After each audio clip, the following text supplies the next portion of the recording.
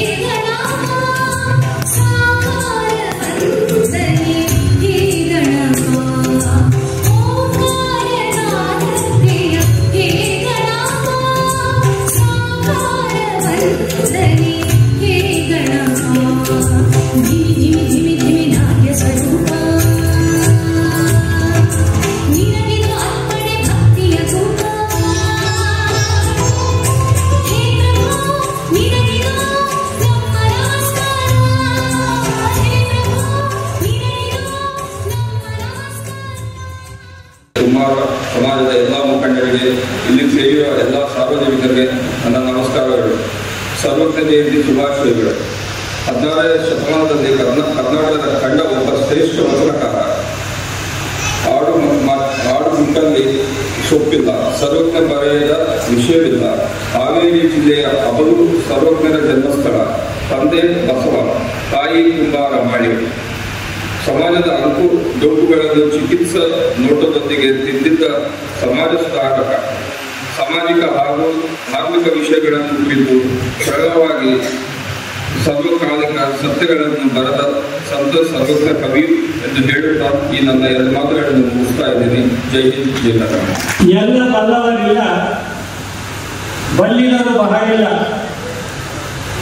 ಬಲ್ಲಿದರಿದ್ದರೂ ಬಲವಿಲ್ಲ, ಸಾಹಿತ್ಯ ಎಲ್ಲರಿಗಿಲ್ಲ, ಸರ್ವಜ್ಞ. ಜಿಲ್ಲಾಡಳಿತ, ಜಿಲ್ಲಾ ಪಂಚಾಯತ್, ಕನ್ನಡ ಮತ್ತು ಸಂಸ್ಕೃತಿ ಇಲಾಖೆ, ಬಳ್ಳಾರಿ ಮಹಾಮಹಾ ಸಾಹಿತ್ಯ ಸಂಯುಕ್ತ ಆಶ್ರಯದಲ್ಲಿ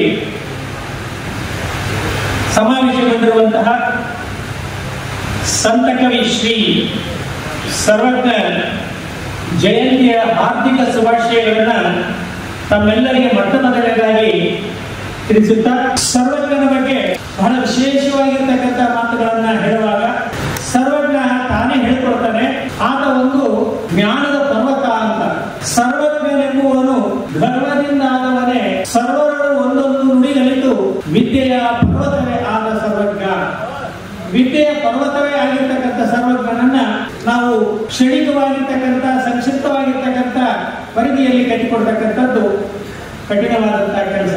ಆದರೂ ಕೂಡ ಆ ವ್ಯಕ್ತಿಯ ಬದುಕು, ಸಾಧನೆ ಇಂದಿಗೂ ಪ್ರಸ್ತುತ, ಎಂದೆಂದಿಗೂ ಪ್ರಸ್ತುತ ಆಗಿರೋದ್ರಿಂದ ಆ ಸಂತ ಕವಿಯ ಬದುಕಿನ ಆದರ್ಶವನ್ನ ನಾವು ಕಟ್ಟಿಕೊಳ್ಳುವುದರ ಹಿನ್ನೆಲೆಯಲ್ಲಿ ಸರ್ವಜ್ಞನನ್ನ ಇಲ್ಲಿ ನಾವು ಸ್ಮರಣೆ ಮಾಡ್ತಾ ಇದ್ದೇವೆ. ಸರ್ವಜ್ಞನ ಕಾಲ 16ನೇ ಶತಮಾನ. ತಂದೆ ಮಾಸೂರ ಬಸವರಾಜ. ಮಾಸೂರಿನ ಬಸವರಾಜ ಆರಾಧ್ಯ ಬ್ರಾಹ್ಮಣ. ಆತನ ಪತ್ನಿ ಮಲ್ಲಮ್ಮ. ಮಾಸೂರಿನಲ್ಲಿ ಮಲ್ಲಿಕಾರ್ಜುನನ, ಕಾಶಿ ವಿಶ್ವನಾಥನ ಆಲಯದ ಅರ್ಚಕನಾಗಿರ್ತಕ್ಕಂಥ ಬಸವರಾಜ ಬಹಳ ವರ್ಷಗಳ ಕಾಲ ಮಕ್ಕಳಾಗಲಿಲ್ಲ. ಇದು ಐತಿಹಾಸಿಕವಾಗಿರ್ತಕ್ಕಂಥ ಐತಿಹ್ಯಗಳನ್ನು ಗಮನಿಸಿದಾಗ ಕಾಣುವಂತಹ ಸತ್ಯ. ಆಗ ಅವರು ಅದೇ ಚಿಂತೆಯಲ್ಲಿ ಮಗ್ನರಾಗಿರುವಂಥ ಸಂದರ್ಭದಲ್ಲಿ ಆ ಮಾಸೂರಿನ ವಿಶ್ವನಾಥ ಅವರ ಕನಸಿನಲ್ಲಿ ಬಂದು ಹೇಳ್ತಾನಂತೆ, ಕಾಶಿ ವಿಶ್ವನಾಥನಿಗೆ ನೀನು ಹೋಗು, ಆ ವಿಶ್ವನಾಥನ ಪ್ರಸಾದ ತೀರ್ಥಾದಿಗಳನ್ನು ತೆಗೆದುಕೊಂಡು ಬಂದು ನೀನು ಸೇವನೆ ಮಾಡಿದಾದ್ರೆ ನಿನಗೆ ಪ್ರಕಾಂಡವಾಗಿರ್ತಕ್ಕಂಥ ಪ್ರತಿಭಾಶಾಲಿಯಾಗಿರ್ತಕ್ಕಂಥ ಮತ್ತು ಜನನ ಆಗ್ತಾರೆ ಎನ್ನುವಂಥ ಮಾತನ್ನ ಆತನ ಕನಸಿನಲ್ಲಿ ಹೇಳಿದಾರ. ಆ ನಿಮಿತ್ತವಾಗಿ ಆ ಮಾಸೂರು ಬಸವರಾಜ ಕಾಶಿ ಕ್ಷೇತ್ರಕ್ಕೆ ಹೋಗಿ ಕಾಶಿ ವಿಶ್ವನಾಥನಲ್ಲಿ ಬೇಡಿಕೊಂಡು ಆ ಒಂದು ತೀರ್ಥ ಪ್ರಸಾದವನ್ನ ಪಡೆದುಕೊಂಡು ಮರಳಿ ತನ್ನ ಊರಿಗೆ ಬರ್ತಾ ಇರ್ತಾನೆ. ಮಾಸೂರಿಗೆ ವಾಪಸ್ ಬರುವಂತ ಸಂದರ್ಭದಲ್ಲಿ ಆತ ಅಂಬಲೂರು ಅನ್ನುವಂಥ ಊರಿನ ಹತ್ತಿರ ಬಂದಾಗ ಸಾಯಂಕಾಲ ಕತ್ತಲಾಗಿ ಆತ ಮುಂದೆ ಪ್ರಯಾಣ ಮಾಡಲಿಕ್ಕೆ ಆಗದೇ ಇರತಕ್ಕಂಥ ಪರಿಸ್ಥಿತಿ ಬರ್ತದೆ. ಜೊತೆಗೆ ಪ್ರಕೃತಿಯೂ ಕೂಡ ಬಹಳ ವಿಶೇಷವಾಗಿ ಮೋಡ ಮಳೆ ಸುರಿಲಿಕ್ಕೆ ಪ್ರಾರಂಭ ಆಗಿದ್ದರಿಂದ ಆ ಊರಿನಲ್ಲಿ ಇರ್ತಕ್ಕಂತಹ ಕುಂಬಾರರ ಮಾಳವೆ ಅನ್ನುವಂತಹ ಮನೆಯಲ್ಲಿ ಆರಾಧ್ಯ ಬ್ರಾಹ್ಮಣನಾಗಿರೋದ್ರಿಂದ ಆತ ತನ್ನ ಪ್ರಸಾದವನ್ನು ಮಾಡಿಕೊಳ್ಬೇಕಲ್ಲ, ತುಳಿಕೆ ಮಡಿಕೆಗಳನ್ನು ತೆಗೆದುಕೊಂಡು ಆತ ಅಡುಗೆಯನ್ನು ಮಾಡಿಕೊಂಡು ಪ್ರಸಾದವನ್ನ ಅಲ್ಲಿ ಮಾಡ್ತಾನೆ. ಆ ರಾತ್ರಿ ಅಲ್ಲೇ ತಂಗುವಂತ ಪರಿಸ್ಥಿತಿ ಬಂದಾಗ ಆತ ಕಾಶಿಯಿಂದ ತಂದಿರ್ತಕ್ಕಂಥ ಪ್ರಸಾದ ತೀರ್ಥಗಳನ್ನ ಆ ಕುಂಬಾರ ಮಾಳವಿಗೆ ಸ್ವೀಕಾರ ಮಾಡ್ತಾರೆ. ಅವರ ಆ ಸಂಯೋಗ ಅಲ್ಲಿ ಆಗ್ತದೆ. ಆಗ ಆ ಸರ್ವಜ್ಞ ಅಂತಕ್ಕಂಥವನು ಆ ಮಾಳವಿಯ ಹೊಟ್ಟೆಯಲ್ಲಿ ಹುಟ್ಟಿದ ಅನ್ನುವಂಥ ಸಾಕ್ಷಾತ್ ಇತಿಹಾಸಗಳು ನಮಗೆ ತಿಳಿದು ಬರ್ತವೆ. ಅಷ್ಟೇ ಅಲ್ಲ, ಆ ಸಾಕ್ಷಾ ಇತಿಹಾಸದ ಹಿನ್ನೆಲೆಯಲ್ಲಿ ಸರ್ವಜ್ಞ ನಿರ್ಭಿಡೆಯಾಗಿ ತನ್ನ ಮಾತುಗಳನ್ನ ಹೇಳ್ತಾನೆ. ಯಾಕೆ ಹೇಳ್ತಾನೆ ಅಂತಂದ್ರೆ ಆತ ಹಿಂಡನಗಲಿದ ಗಜದಂತೆ. ಸಾಮಾನ್ಯವಾಗಿ ಆನೆಗಳು ಗುಂಪು ಗುಂಪಾಗಿ ಜೀವನವನ್ನು ಮಾಡ್ತಾರೆ. ಅಕಸ್ಮಾತ್ ಒಂದು ಆನೆ ಏನಾದ್ರೂ ಒಂದು ಹಿಂಡನ್ನ ಗುಂಪನ್ನ ಬಿಟ್ಟು ಹೊರಗಡೆ ಹೋಯಿತು ಅಂತಂದ್ರೆ ಅದಕ್ಕೆ ತನ್ನದೇ ಆಗಿರ್ತಕ್ಕಂಥ ಬಲ ಶಕ್ತಿ ಅಂತಕ್ಕಂಥದ್ದು ಬರ್ತದಂತೆ. ಸಿಕ್ಕದನ್ನು ತುಳಿತಕ್ಕಂಥ ರೀತಿಯಲ್ಲಿ ಹೋಗ್ತದಂತೆ.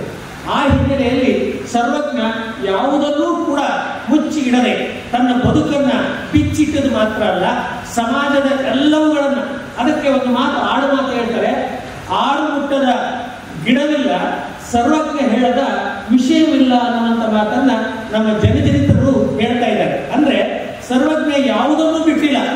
ಆತ ಸಮಾಜದ ಅಂಕುಡೊಂಕುಗಳ ಬಗ್ಗೆ ಹೇಳ್ತಾನೆ, ಜಾತಿ ವ್ಯವಸ್ಥೆಯ ಬಗ್ಗೆ ಹೇಳ್ತಾನೆ, ಗುರುವಿನ ಬಗ್ಗೆ ಹೇಳ್ತಾನೆ, ವಿದ್ಯೆಯ ಬಗ್ಗೆ ಹೇಳ್ತಾನೆ, ಆಹಾರ ಪದ್ಧತಿಯ ಬಗ್ಗೆ ಹೇಳ್ತಾನೆ, ವಿಜ್ಞಾನದ ಬಗ್ಗೆ ಹೇಳ್ತಾನೆ. ಹೀಗೆ ಎಲ್ಲ ವಿಷಯಗಳನ್ನ ಸವಿಸ್ತಾರವಾಗಿ, ಅಷ್ಟೇ ಅಲ್ಲ ಅತ್ಯಂತ ಸರಳವಾದ ರೀತಿಯಲ್ಲಿ, ಸಾಮಾನ್ಯ ಜನರು ಅರ್ಥವಾಗುವ ರೀತಿಯಲ್ಲಿ 3 ಸಾಲಿನಲ್ಲಿ ಹೇಳುವಂತಹ ಪ್ರತಿಭಾ ಸಂಪನ್ನ ಆ ತ್ರಿಪದಿಯ ಬ್ರಹ್ಮ ಸರ್ವಜ್ಞ ಆಗಿದೆ. ಹಾಗಾಗಿ ಮೊಟ್ಟ ಮೊದಲನೇದಾಗಿ ಸಂತ ಕವಿ ಸರ್ವಜ್ಞ ಜಯಂತಿಯ ಶುಭಾಶಯಗಳು. ಈ ದಿನ 503ನೇ ಸರ್ವಜ್ಞ ಜಯಂತಿಯ ಅಂಗವಾಗಿ ಮುನ್ಸಿಪಲ್ ಗ್ರೌಂಡ್ ಇಂದ ಜೋಳದರಾಶಿ ದೊಡ್ಡರಂಗೌಡ ರಂಗಮಂದಿರವರೆಗೆ ಪಾದಯಾತ್ರೆ ಮೂಲಕ, ಮೆರವಣಿಗೆ ಮೂಲಕ ಇಲ್ಲಿ ಬಂದು ಸೇರಿದ್ದೇವೆ. ಇಲ್ಲಿ ರಂಗಮಂದಿರದಲ್ಲಿ ಅನೇಕ ಕಾರ್ಯಕ್ರಮಗಳು ಹಾಗೂ ಗಣ್ಯರು, ಮಹಾನಗರ ಪಾಲಿಕೆ ಮಹಾಪೌರರಾದಂಥ ನಂದೀಶ್ ಅವರು ಉದ್ಘಾಟನೆ ಮಾಡುವ ಮೂಲಕ ನಮ್ಮ ಸಂಘದ ಅಧ್ಯಕ್ಷರು ರಂಗಸ್ವಾಮಿ ಅವರು, ಕಾರ್ಯದರ್ಶಿ ಸತ್ಯನಾರಾಯಣ ಸ್ವಾಮಿ ಅವರು, ಉಪಾಧ್ಯಕ್ಷರು ಶ್ರೀನಿವಾಸ್ ಅವರು, ಇನ್ನು ಅನೇಕ ಗಣ್ಯರು ಎಲ್ಲರೂ ನಮ್ಮ ಸಮಾಜದ ವತಿಯಿಂದ ಎಲ್ಲರೂ ಭಾಗವಹಿಸಿ ಬಹಳ ಅದ್ದೂರಿಯಾಗಿ ಈ ಕಾರ್ಯಕ್ರಮವನ್ನು ನಡೆಸಿಕೊಟ್ಟಿದ್ದಾರೆ. ಅವರೆಲ್ಲರಿಗೂ ಧನ್ಯವಾದಗಳು. ಇನ್ನೊಂದು ವಿಷಯ ಅಂದ್ರೆ ಎಲ್ಲಾ ಸಮಾಜದವರಿಗೆ ಸಮುದಾಯ ಭವನಗಳು ಕಟ್ಟಿಕೊಟ್ಟಿದ್ದಾರೆ ಸರ್ಕಾರದ ಮೂಲಕ. ನಮ್ಮ ಸಮಾಜಕ್ಕೆ ಸಮುದಾಯ ಭವನ ಇಲ್ಲ.